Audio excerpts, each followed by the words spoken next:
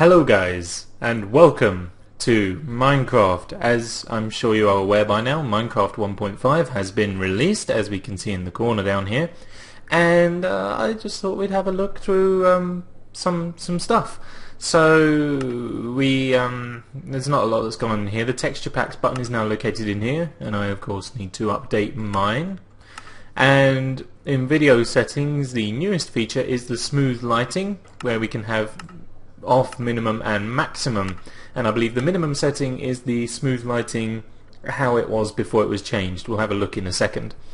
Secondly, we have the Minecraft Realms button, as you can see here. Now, as far as I know, not everyone managed to get this. As far as I know, you'll have access to this button if you are one of the 100 selected by Mojang to beta test the Minecraft Realms feature, or if you have been invited by someone else. This was present as soon as I updated, so I am assuming that for some reason I was one of the fortunate few who were lucky enough to be selected by Mojang to test out this feature.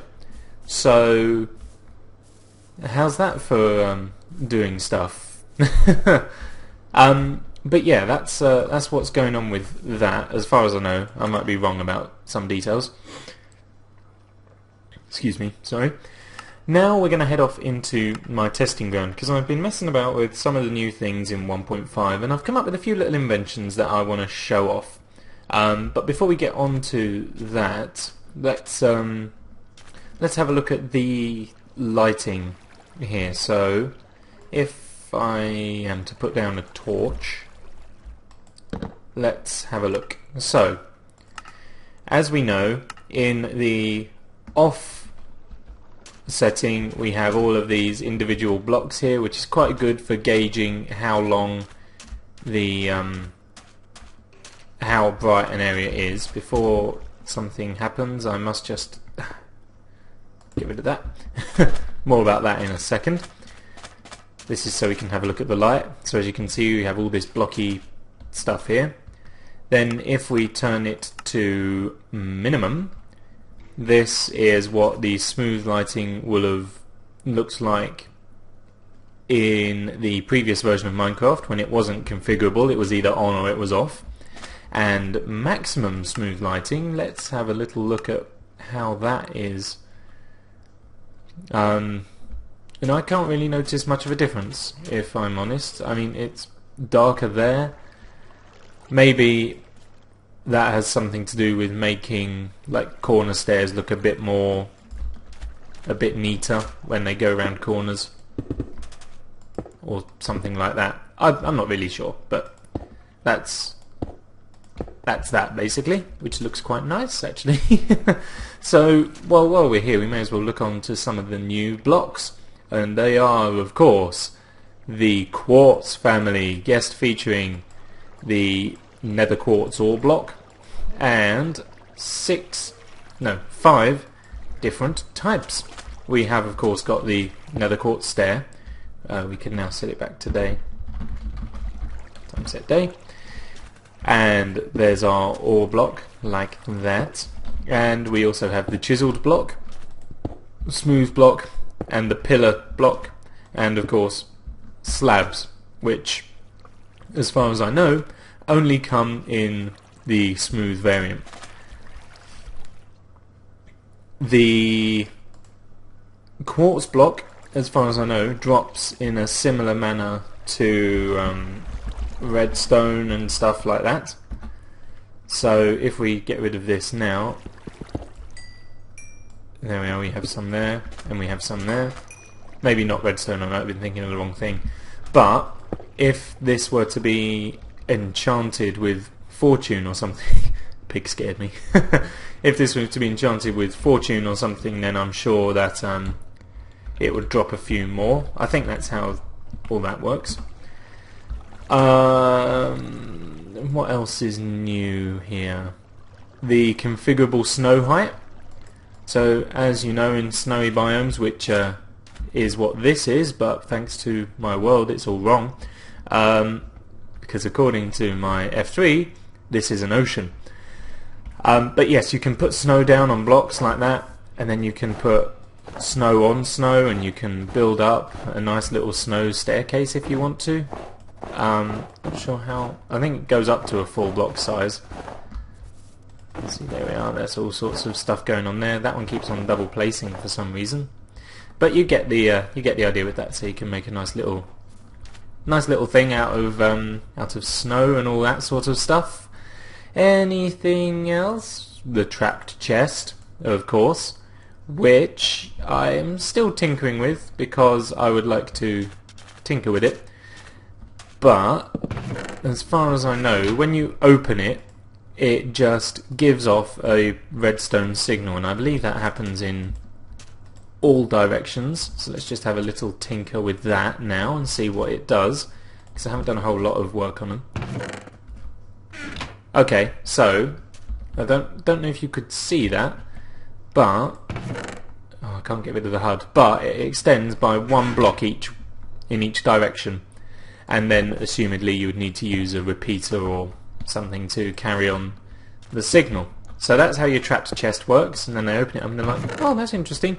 Oh, all the current's been set off and stuff like that. And do they make double trapped chests these days? Indeed they do.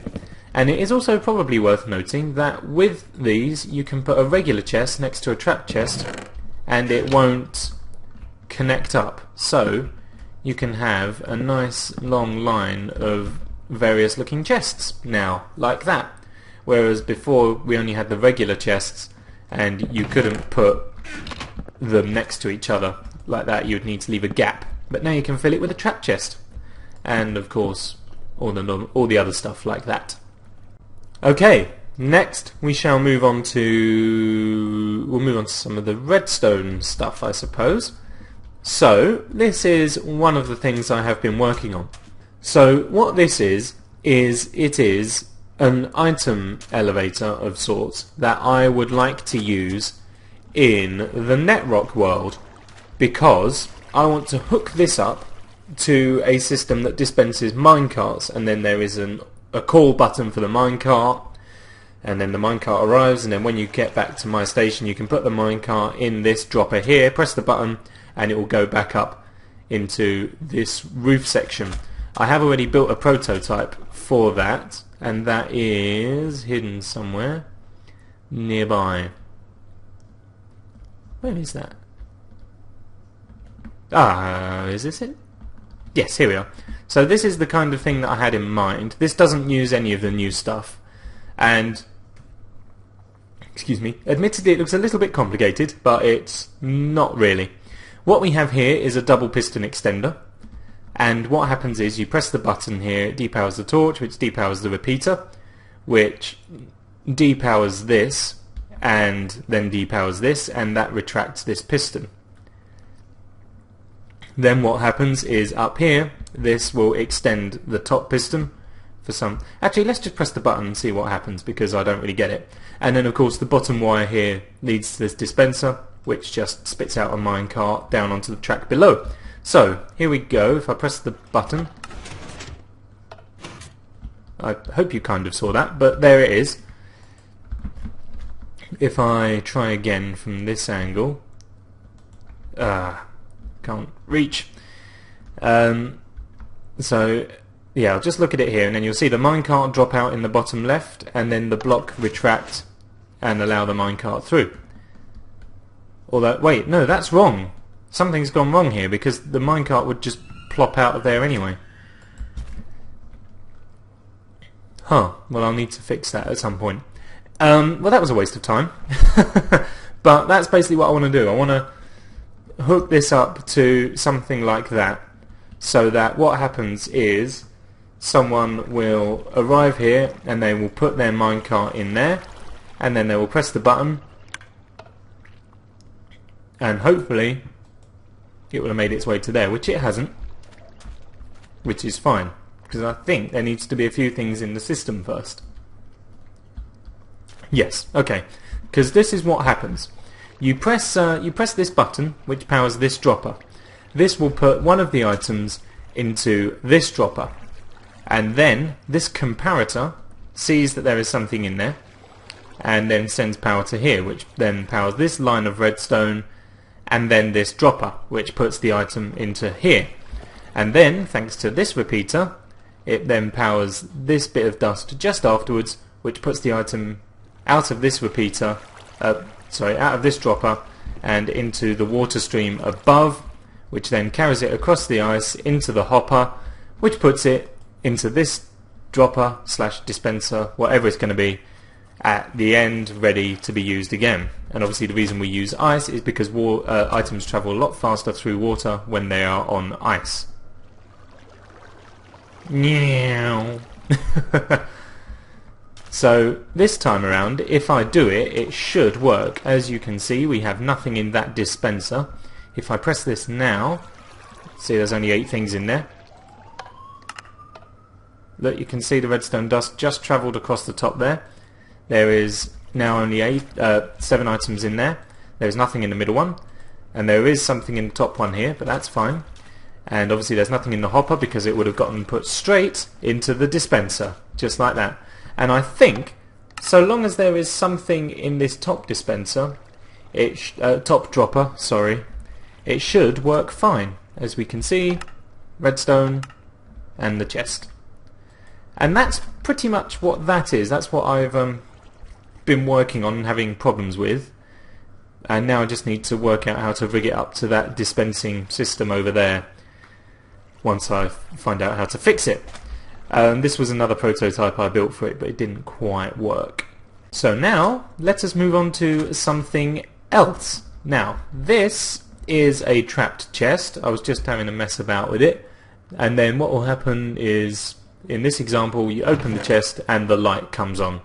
Simple as that. And then obviously that can set off TNT or open a piston floor or whatever.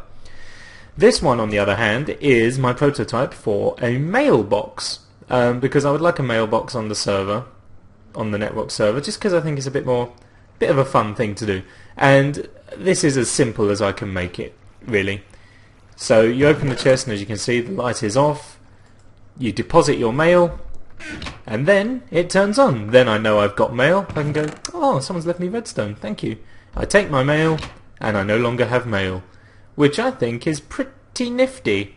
So I'll just show you how these work. These are both very, very simple. The trap chest here is a repeater, which leads into a block just here, and then the wire gets powered, which leads up to here, and that powers the lamp. Obviously the wiring is configurable, but that's just how I did it there.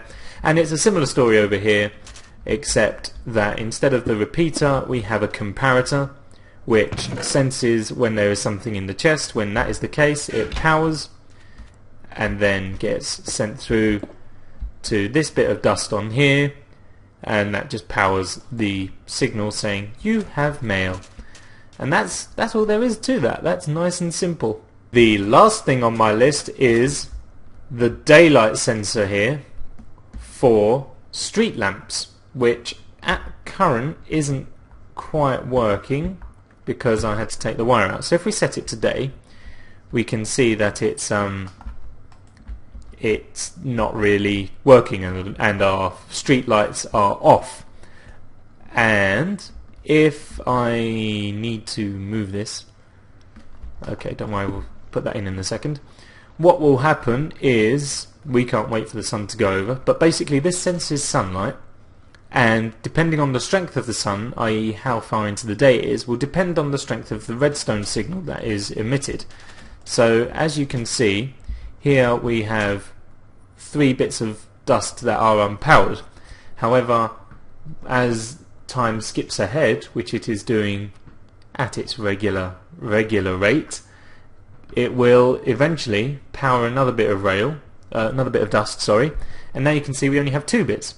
So the stronger the sun gets, i.e. the further into the day you get, the stronger the signal gets, until it reaches midday, and then it will presumably start getting weaker as the sun begins to set, and therefore the sunlight gets less strong. As you can see, we've now just moved up another one, and this is used to power my street lamps here, because the strength depends on the time of the day.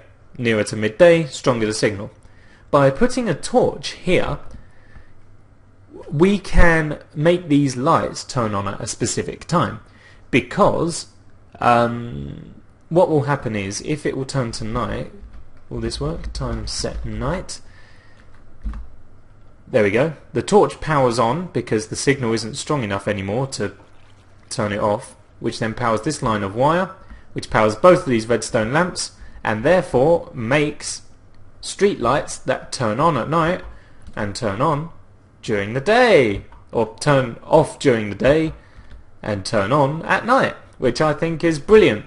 And then of course, if we whoopsie daisy, if we put it back to day, you can put this command block here and then have the command to time set day, and then what will happen is, once it gets to wherever it needs to be during the night, time set night, it will power the command block, which will set the time back to day. And that's pretty much all the messing about I've done with the new patch so far. It's pretty brilliant from what I can gather, and I'm looking forward to doing some more with it. So I hope you found this video a little bit useful. Yeah, oh, there's all this transport stuff as well, which I'm not understanding. Still a few things I need to work out what's going on with yet, but all in good time. So, thanks for watching. I will see you next time. Goodbye. Oh, I'm gonna sneeze.